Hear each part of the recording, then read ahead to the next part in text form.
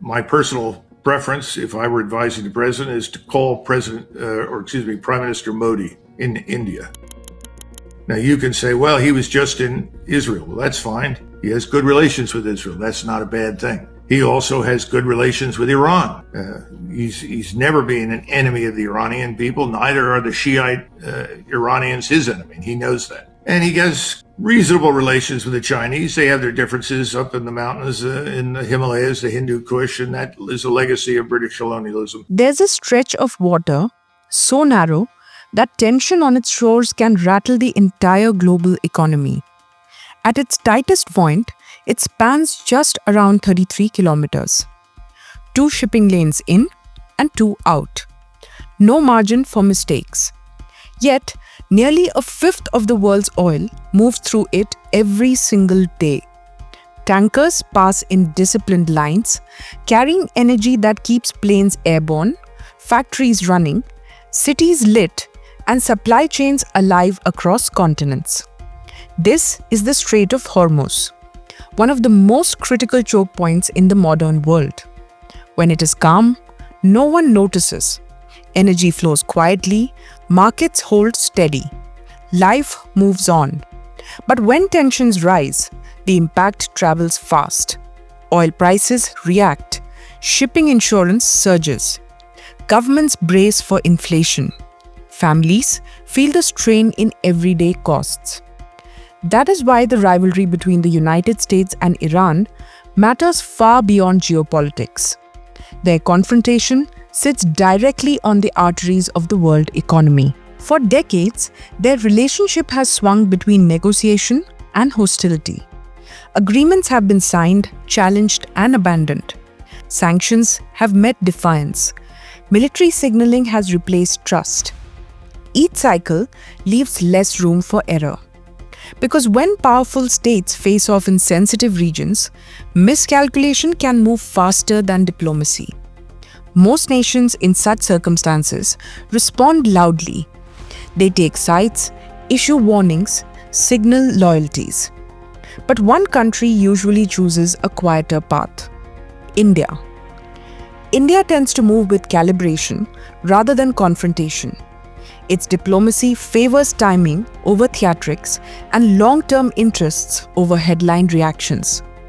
As of 21st March, when this video is being recorded, tensions sharpen in West Asia. A serious question is echoing through diplomatic circles. Can India help reduce the risk of further escalation? Could it serve as a bridge between adversaries who no longer trust each other? Or is this rivalry too entrenched for any outside actor to make a difference? In this video, we explore why this conflict matters to India, why all sides still talk to New Delhi, and whether Indian diplomacy could help prevent a wider war. The tension between the United States and Iran is rooted in history that stretches back generations. It cannot be reduced to a single disagreement or a recent event.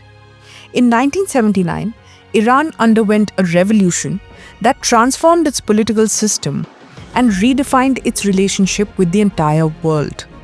What followed was a deep rupture in ties with Washington, shaped by ideological differences, regional rivalries, and conflicting security priorities. Over the decades, relations moved through repeating patterns. Periods of hostility were followed by cautious attempts at dialogue. Diplomatic openings appeared, only to narrow again under the weight of mistrust. Sanctions became a central instrument of pressure. Military forces operated in close proximity across regional waters in the Middle East. Proxy rivalries unfolded across neighboring states. But among all these tensions, one issue consistently stood at the center: Iran's nuclear program. Tehran has long maintained that its nuclear activities are meant for peaceful energy and research. But the United States and several other governments have worried about the potential for weaponization and the strategic imbalance that it could create. This dispute led to one of the most complex diplomatic efforts in recent history: the Joint Comprehensive Plan of Action, signed in 2015. The agreement placed limits on Iran's nuclear activities in exchange for relief from international sanctions. Supporters saw it as a practical compromise that reduced immediate risk. But critics believed that it only delayed rather than resolving the core dispute. In the years that followed, the agreement weakened and key commitments unraveled. Sanctions returned, trust diminished, diplomatic space narrowed once more. Each setback reinforced a difficult reality. Restoring confidence after breakdowns is far harder than building it the first time. For India, stability in West Asia is not an abstract diplomatic preference. It is an economic necessity. A significant share of India's crude oil imports originates in the Gulf region. Tankers departing from these waters sustain transportation networks, electricity generation, manufacturing supply chains, and everyday life across the country. Any disruption in these sea lanes travels quickly through the economy. Freight costs rise, energy bills increase, inflationary pressures build, and growth slows. The risks are magnified because so much of the strait passes through the Strait of Hormuz. Even the perception of danger in this corridor can push up oil prices and insurance premiums long before any formal blockade occurs. India also has deep human ties to the region. Millions of Indian citizens live and work in Gulf countries, forming one of the world's largest expatriate communities. Their safety and livelihoods are directly linked to regional stability. Trade, energy, remittances, and diaspora welfare all converge on a single reality. Prolonged conflict in West Asia carries direct consequences for India's economy and its people. For New Delhi, de-escalation is not optional diplomacy, it is national interest. Trust in geopolitics is rarely built through speeches. It grows through consistency across decades. India's relationships in West Asia have evolved through careful balance rather than dramatic alignment. With the United States, India shares expanding cooperation in defense, technology, trade, and Indo-Pacific security. The partnership has deepened across multiple administrations, built on converging strategic interests and sustained political engagement. With Iran, ties have been shaped by geography and connectivity. India's involvement in the Chabahar port project reflects practical cooperation that gives New Delhi access to Afghanistan and Central Asia while supporting Iran's infrastructure development. With Israel, India has developed strong defense and technology partnerships over the past 3 decades, expanding cooperation in areas ranging from agriculture to advanced security systems. Rather than treating these relationships as contradictions, Indian diplomacy manages them as parallel partnerships guided by distinct national interests. This approach reflects a long-standing foreign policy tradition. During the Cold War, India helped found the Non-Aligned Movement, choosing not to formally align with competing power blocs. In the modern era, that philosophy has evolved into what policymakers call strategic autonomy, engaging widely without becoming dependent on any single camp. That credibility is reinforced by individuals like S. Jaishankar, Shiv Shankar Menon, Vijay Gokhale, and Nirupama Rao, who have shaped India's diplomatic voice through the last few decades.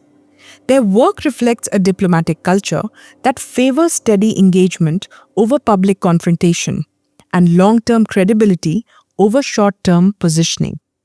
In recent years, India's global profile has expanded significantly.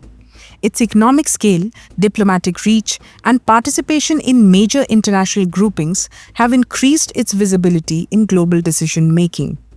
Prime Minister Narendra Modi has engaged widely across geopolitical divides, maintaining dialogue with Western powers, Gulf states, and regional actors simultaneously.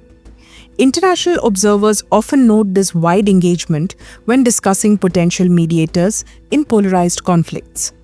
Diplomats and policy analysts have pointed to India's ability to maintain communication across rival blocs, describing it as a country that can speak to all sides without being seen as an extension of any. India's consistent call for dialogue, respect for sovereignty, and peaceful resolution reinforces that perception. This is not about dramatic intervention or headline diplomacy. It is about credibility accumulated over years of balanced engagement. And credibility matters most when tensions run high. As we come to the end of this video, it is important to understand that in an increasingly polarized world, countries that retain the trust of multiple sides become rare and valuable. India's foreign policy tradition, shaped by non-alignment, strategic autonomy, and sustained engagement, has positioned it as one such country. Whether it chooses to step forward depends on timing, readiness, and the willingness of rivals to pause. History does not always turn on ultimatums or dramatic gestures. Sometimes it shifts because someone keeps talking when all others stop. And sometimes the most important role is not taking sides, but keeping the bridge intact. If you believe that India is the only power that can pull the world back from the brink, hit that like button, subscribe for more deep dives, and drop a comment below. Is India truly the world's last best hope for peace?